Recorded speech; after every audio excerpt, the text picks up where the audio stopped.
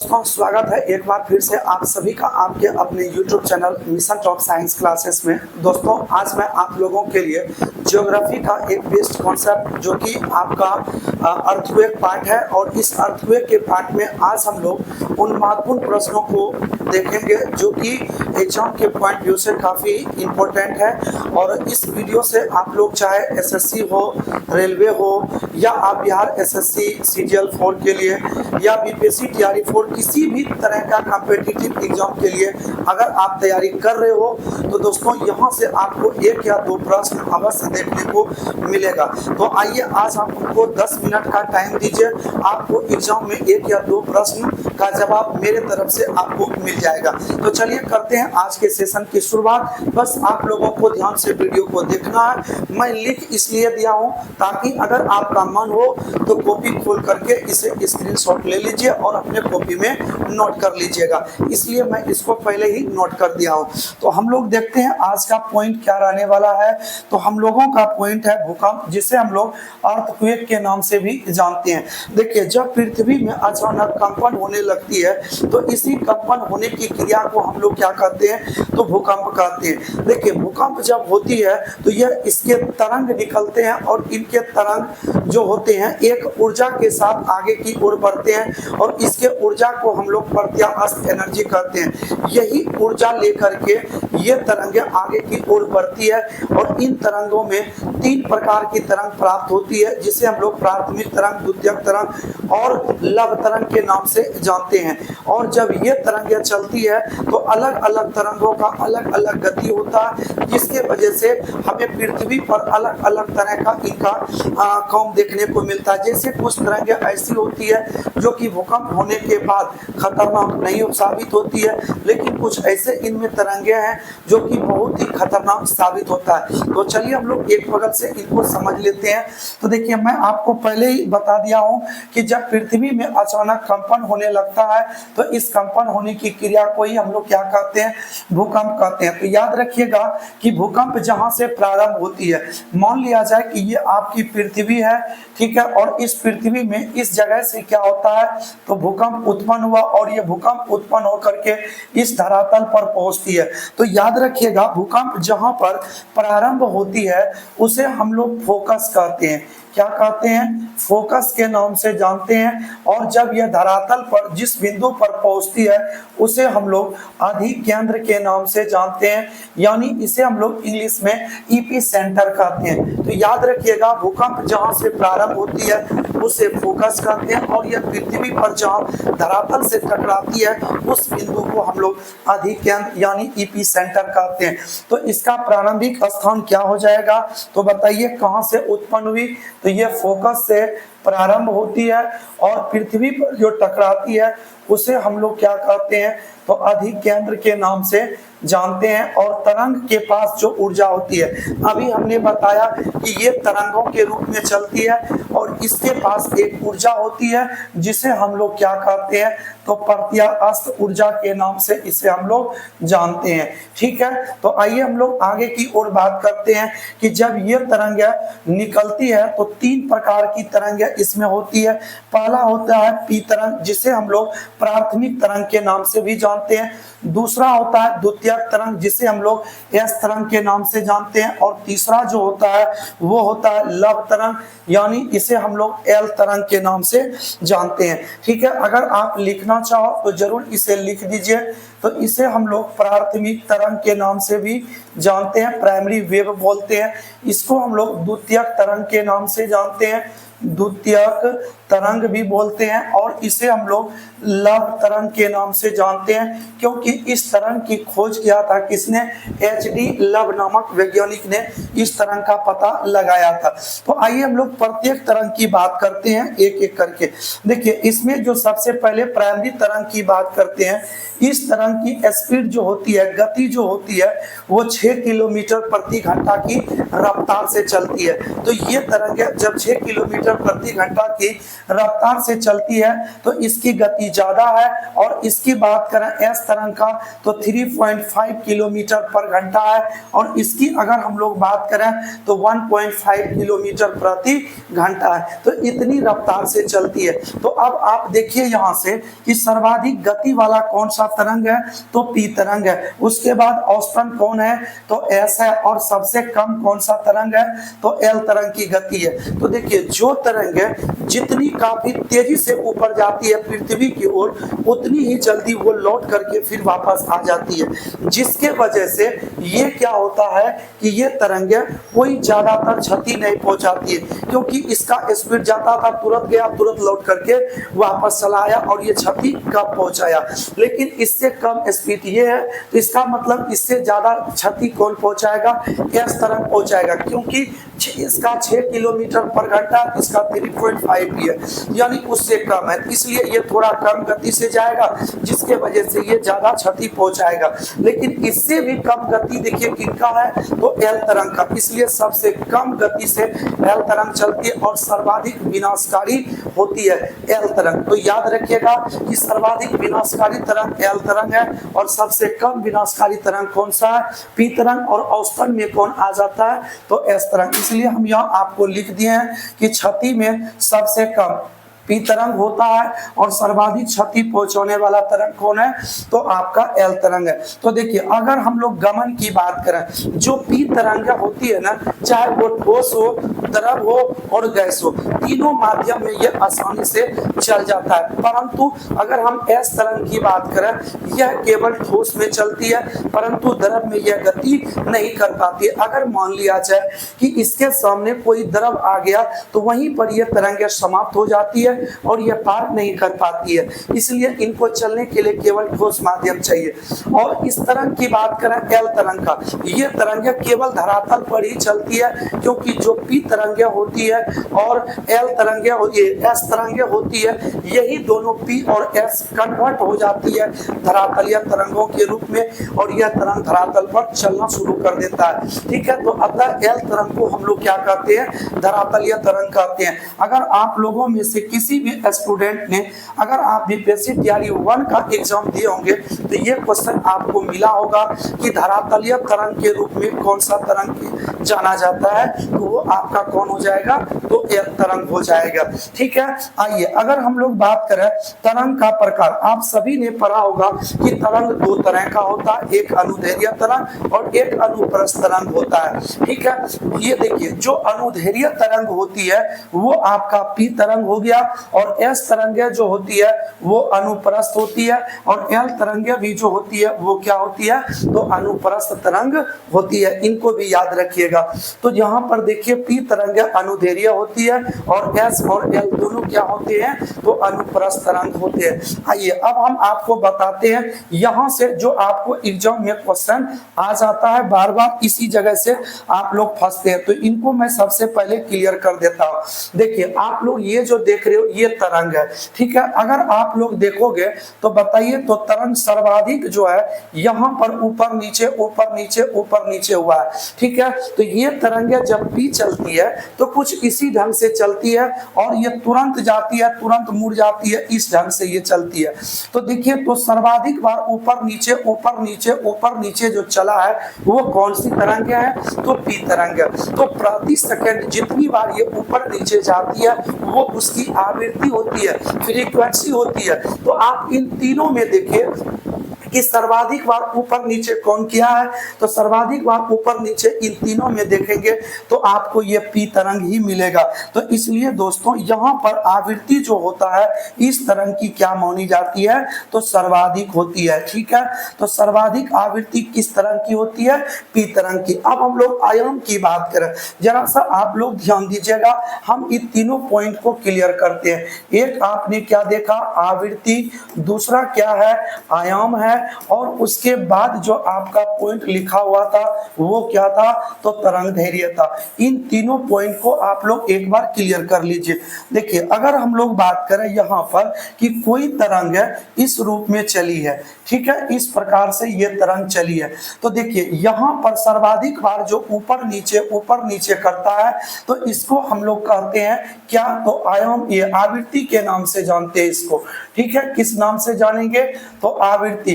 तो सर्वाधिक बार जो दोलन करता है तो दोलन की ही संख्या को हम लोग क्या कहते हैं, तो आवृत्ति कहते हैं, ठीक है। यानी ऊपर नीचे गिन लेना है आप लोगों को, जो सर्वाधिक ऊपर नीचे करेगा वो आवृत्ति हो जाएगा।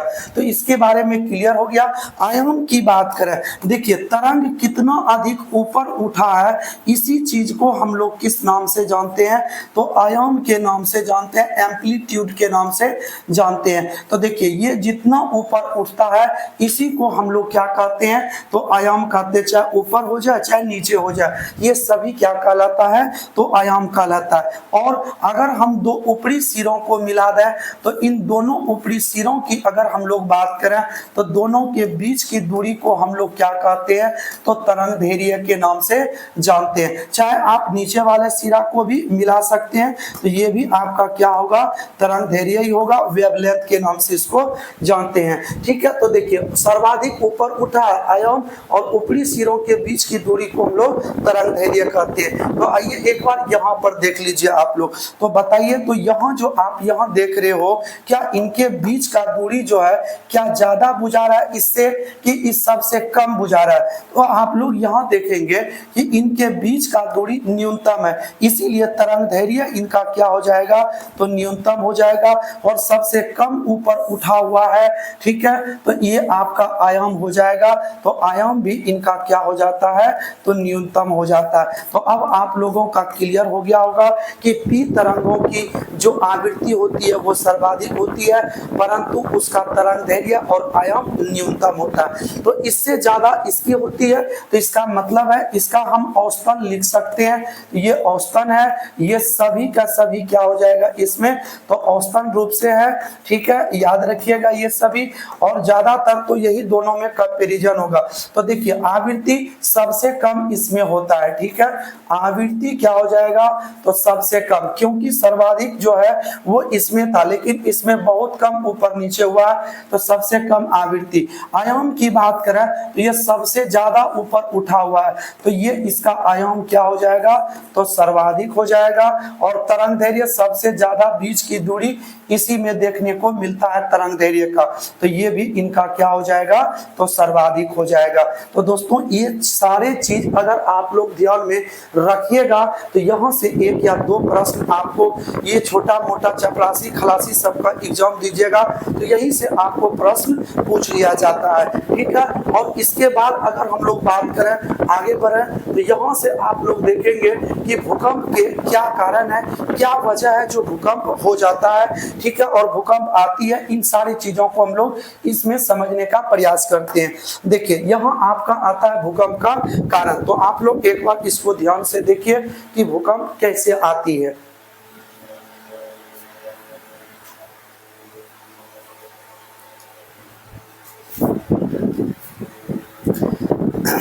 तो चलिए देखते हैं भूकंप के कारण को।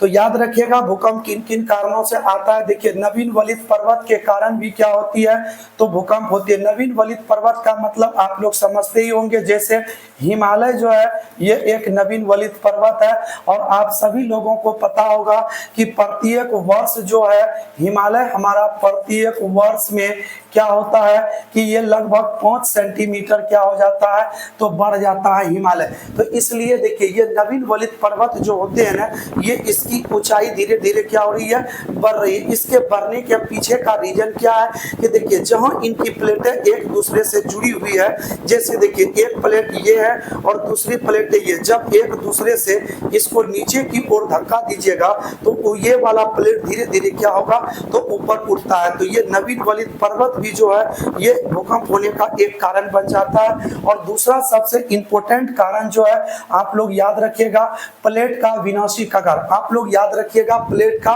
विनाशी कगार। आप सभी को पता होगा कि इस पृथ्वी में 7 बड़े बड़े प्लेट है और 20 छोटे छोटे प्लेटों से मिलकर के बना है। तो जब ये प्लेटें एक दूसरे से टकराती है या संपर्क करती है तो उसी टकराने से क्या होती है, भूकंप होती है। और जब एक दूसरे से टकराती है तो इसी टकराने की क्रिया को हम लोग क्या कहते हैं, तो अभिसरण कहते हैं। याद रखिएगा हम लोग ज्योग्राफी की भाषा में टकराना नहीं लिखते हैं, इसे हम लोग क्या लिखते हैं, अभिसरण। यानी पृथ्वी की जब 2 प्लेटें एक दूसरे से टकराती है तो इस टकराने की क्रिया को अभिसरण कहते हैं और इसी टकराने से क्या होती है, भूकंप होती है। परंतु जब ये टकरा करके हटती है तो इस हटने की क्रिया को हम लोग क्या कहते हैं, तो अवसरण कहते हैं। और याद रखिएगा कि प्लेटें जब हटती है तो इससे भी भूकंप और इनके साथ साथ ज्वालामुखी जो निकलने का रीजन होता है, यही कारण है, अवसरण के कारण भी बन जाता है। ठीक है, टकराएगा तो भूकंप आएगा और अवसरण होती है तो भूकंप और ज्वालामुखी दोनों की संभावना यहाँ पर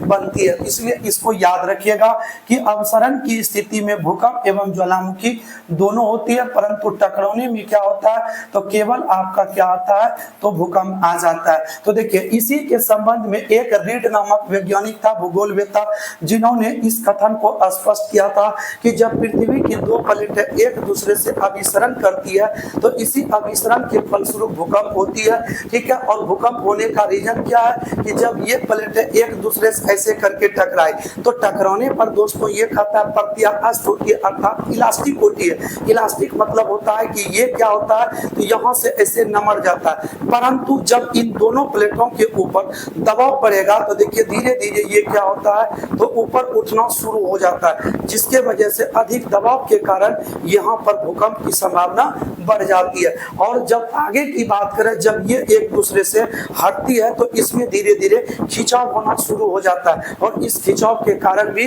भूकंप और ज्वालामुखी की संभावना होती है।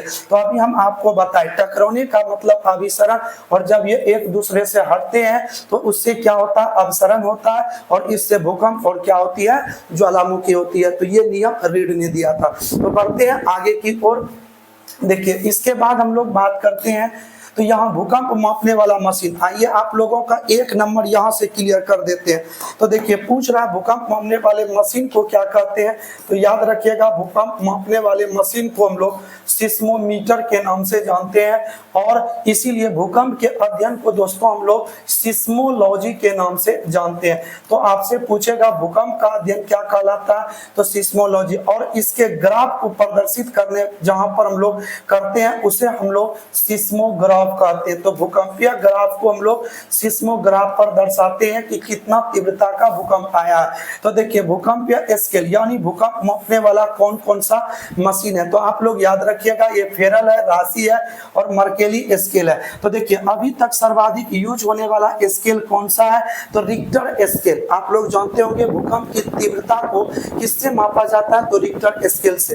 तो याद रखिएगा इस रिक्टर स्केल पर 1 से 9 तक अंक अंकित रहता है और 1 से 9 तक में प्रत्येक जो भूकंप का तीव्रता 1, 2, 3, 4 है, ये प्रत्येक जो है एक दूसरे से 10 गुना तीव्रता का होता है। ठीक है, याद रखिएगा 10 गुना तीव्रता का। अगर आप लोग नहीं समझे तो मैं बता देता हूँ, जैसे 1, 2, 3 यहाँ पर भूकंप आया तो यहाँ पर इन्होंने मान लिया जाए कि यहाँ पर 2 गुना यहाँ पर नुकसान पहुंचाया, तो अगला जो होगा इससे 10 गुना होगा यानी 20 गुना तीव्रता का ये नुकसान पहुंचाएगा। अगला जो होगा इसका भी यहाँ से क्या होगा, 10 गुना होगा, तो यानी इसका गुना कर दीजिए तो 10 दिया कितना हो जाएगा, 30 गुना तीव्रता का नुकसान पहुंचाएगा ये। यानी प्रत्येक तीव्रता एक दूसरे से कितना होता है, तो 10 गुना तीव्रता का ये भूकंप आता है। ठीक है, तो याद रखिएगा भूकंप की तीव्रता को किससे मापी जाती है, तो रिक्टर स्केल से मापी जाती है। ठीक है, तो ये चीज आप लोगों का अब क्लियर हो गया होगा। तो आइए हम लोग देखते हैं एक और चीज कि भूकंप के लिए चेतावनी क्या सब है, कि कैसे पता चलेगा कि भूकंप होने वाली है। तो याद रखिएगा हमारे वायुमंडल में रेडॉन गैस की मात्रा बढ़ जाती है। आप सभी लोगों को पता होगा कि जब ज्वालामुखी विस्फोट होता है, ठीक है, जब ज्वालामुखी विस्फोट होता है तो इसी विस्फोट के समय क्या निकलता है, तो रेडॉन गैस निकलता है। परंतु जब वायुमंडल में अचानक रेडॉन गैस की मात्रा बढ़ने लगती है तो इससे पता चलता है कि वहां भूकंप होने की संभावना। और दूसरा कारण क्या है, इलेक्ट्रोमैग्नेटिक वेव का बढ़ना, यानी विद्युत चुंबकीय तरंग जब बढ़ने लगती है तो इससे भी पता चलता है कि भूकंप होने की संभावना है। और आप सभी लोगों ने सुना होगा कि जानवरों के पास एक ऐसी शक्ति है जो कि भूकंप जैसे ये अचानक होने वाली कोई भी ये आपका आपदा हो तो उनके बारे में ये जानवरों को इसकी सूचना कुछ देर पहले ही मिल जाती है। तो जानवरों के व्यवहार को देख करके हम यह पता कर सकते हैं कि भूकंप होने वाली है, ठीक है। तो ये सारा रीजन है और इससे बहुत खतरनाक ये चीज है जिससे कि कई सारे जान माल की क्षति हो जाती है, ठीक है। तो दोस्तों ये था आज का आप लोगों का भूकंप का टॉपिक और आप लोगों ने अच्छी तरीके से इनको पढ़ लिया होगा, समझ लिया होगा। तो दोस्तों यदि आप लोग इस चैनल पर नए आए हैं तो चैनल को सब्सक्राइब करके अवश्य जाइएगा, क्योंकि डेली हम सुबह 7 बजे आप लोगों के लिए इस तरह का कंटेंट लेकर के आते हैं। और अगर आपको ये हमारी वीडियो पसंद आया हो तो लाइक करके अवश्य जाइएगा। तो चलिए मिलते हैं नेक्स्ट क्लास में, तब तक के लिए दीजिए इजाजत। जय हिंद।